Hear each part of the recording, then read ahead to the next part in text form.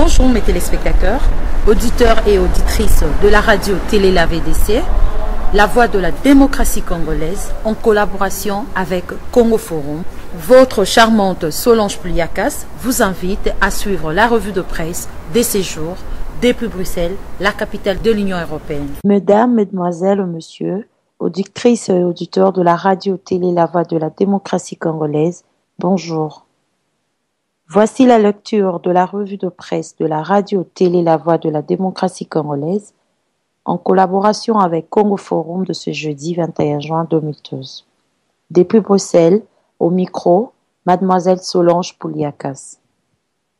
La situation sécuritaire dans l'est de la République démocratique du Congo ne cesse d'alimenter en primeur l'actualité des quotidiens parus ces derniers jours à Kinshasa. La récente visite de Louise Mushikiwabo, l'accusation du Rwanda par la RDC au Conseil de sécurité des Nations Unies, les dernières informations relatives au terrain, le tout assaisonné par le commentaire de la presse, compose une assez belle liasse de documents. En politique intérieure, on continue à faire beaucoup de bruit autour de l'émission prochaine de coupures à valeur faciale élevée. RDC, Rwanda, ONU. Le fait. À l'occasion d'une conférence de presse tenue le 19 juin à Kigali, le président rwandais a maintenu sa position au regard de la situation en cours dans la partie orientale de la République démocratique du Congo.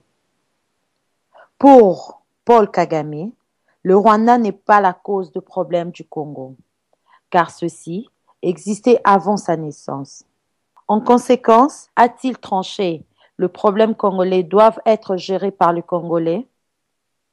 En visite en début de semaine à Kinshasa, la ministre rwandaise des Affaires étrangères, Louise Mushikiwabo, a rencontré son homologue congolais Raymond Tshibanda avant d'être reçue par Joseph Kabila.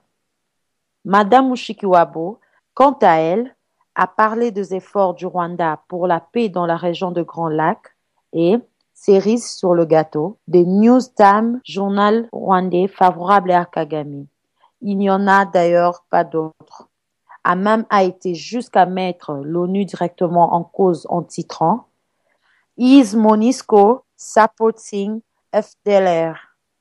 D'où une réaction congolaise sous forme d'une lettre au Conseil de sécurité de l'ONU qui lui demande de mettre en garde le Rwanda au sujet de la présence de Rwandais aux côtés de rebelles dans l'est du pays et d'une conspiration évoluant dangereusement vers un schéma de rupture de la paix. À la base de tous ces remue-ménages, une série de documents internationaux, onusiens ou émanant d'ONG. Il en ressort que le territoire rwandais a servi à la préparation et à la perpétration d'une conspiration qui, après avoir commencé comme une simple mutinerie, évolue dangereusement vers un schéma de rupture de la paix entre deux pays de la région de Grand Lac, souligne dans un courrier adressé au Conseil de sécurité le ministre des Affaires étrangères de la RDC, Raymond Tshibanda. La présence de présumés rwandais parmi les mutins a été relevée après la fuite d'un rapport interne d'un groupe d'experts de l'ONU sur la RDC, puis confirmé par l'ONG Women Rights Watch. L'ambassadeur de la RDC à l'ONU, Ileka Atoki, et Human Rights Watch assurent que les États-Unis ont bloqué la diffusion de ces rapports, ce que Washington nie. Les États-Unis ne bloquent pas de rapport du groupe d'experts sur la RDC, a insisté dans un communiqué le porte-parole adjoint de la mission des États-Unis à l'ONU. Selon lui, lors d'une réunion de la commission de sanctions de l'ONU, la semaine passée, les États-Unis ont posé un nombre significatif de questions à ces sujets et étudient avec attention les informations mises en avant par les experts en vue de discussion du Conseil le 26 juin sur la RDC, a-t-il ajouté. Avec les autres membres de la commission, nous étudions avec soin ces conclusions et nous continuerons à discuter de leurs implications une fois que le rapport sera rendu public. Un diplomate du Conseil de sécurité a indiqué pour sa part, d'après AFP, que le rapport en question serait rendu public et que les efforts portés à présent sur la nécessité de faire en sorte que le Rwanda et la RDC travaillent ensemble pour mettre fin à la menace de rebelles.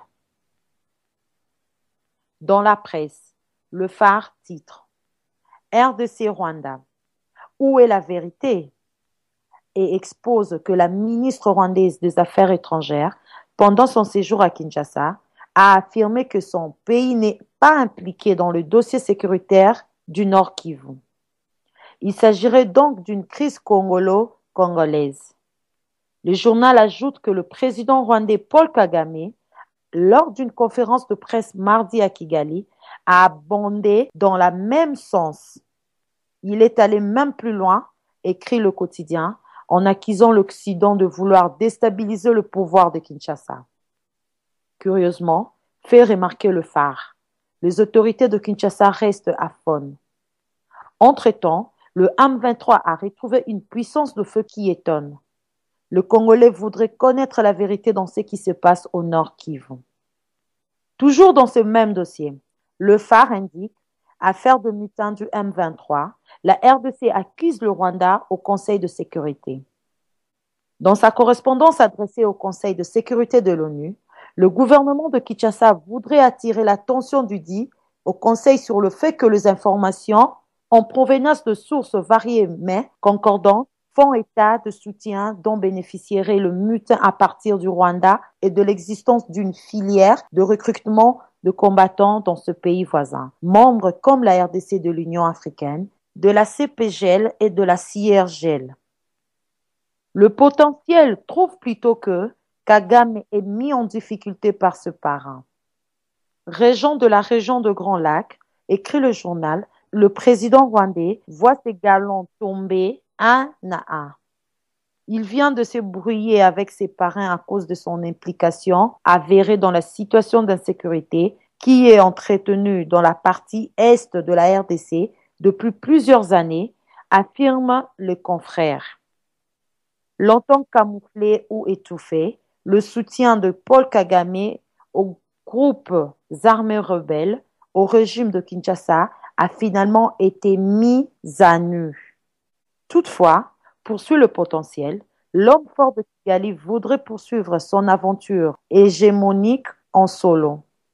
Et pour y arriver, croit savoir le tabloïd, il utilise une offensive de charme envers Kinshasa en déclarant que la communauté internationale a tenté en 2011 de chasser Joseph Kabila du pouvoir. Situation sur terrain. La prospérité nous fait savoir que, selon la MONUSCO, au Nord Kivu, la situation sécuritaire demeure tendue. Des informations en provenance du Nord Kivu font état des attaques et contre-attaques régulières menées tant par le FARDC que les insurgés du M23, mais aussi des activités d'autres groupes armés dans le territoire de Massissi, Walikale et Lubero. C'est du moins ce qu'a affirmé hier mercredi 20 juin le lieutenant-colonel Félix Prosper Basse, porte-parole militaire de la MONUSCO, au cours de la conférence de presse hebdomadaire organisée par son institution à Kinshasa, mentionne ses quotidiens. Parlement. Forum des As s'intéresse aux travaux à l'Assemblée nationale qui a ouvert hier sa session extraordinaire au Palais du Peuple avec 9 points inscrits à l'ordre d'une session de 30 jours. Selon ce journal, les députés seront soumis à un rythme d'enfer. Cette session étant essentiellement budgétaire, l'attention des députés devrait être focalisée sur le projet de budget 2012 qui n'a pas pu être adopté lors de la législature passée. Maintenant qu'on a ajouté 8 autres matières, ça sera difficile de les épuiser toutes, estime le quotidien. À moins que les élus du peuple fassent de la complaisance pour produire un travail bâclé, conclut Forum des As. Selon l'ACP, les députés nationaux sont invités à examiner dans un débat franc et constructif le projet de loi de finances. Le président de l'Assemblée nationale, Aubin Minaku, a fait cette recommandation à l'ouverture de la session extraordinaire au palais du peuple. Il a demandé aux députés de donner au gouvernement le moyen de sa politique. Le speaker de la Chambre basse a formulé le même souhait en ce qui concerne le débat sur l'évaluation du processus électoral. Monnaie.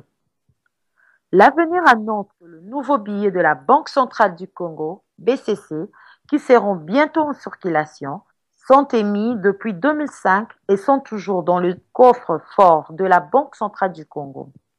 C'est ce qu'a déclaré M. Jean-Louis Kaembe Wakaembe, directeur général de la BCC en charge de la politique monétaire et des opérations bancaires, devant les étudiants de l'université protestante dans le cadre de la campagne de sensibilisation de la population à la consommation de billets à valeur faciale adaptés à l'économie nationale. Auditrices et auditeurs de la Voix de la démocratie congolaise, c'était la lecture de la revue de presse congolaise présentée par votre charmante Solange Pouliakas depuis Bruxelles, la capitale de l'Union européenne, pour la radio-télé La Voix de la démocratie congolaise. Voix de la démocratie congolaise. Merci pour votre fidélité sur la radio-télé La VDC et nous vous demandons de rester toujours branchés sur notre site www.lavdc.net.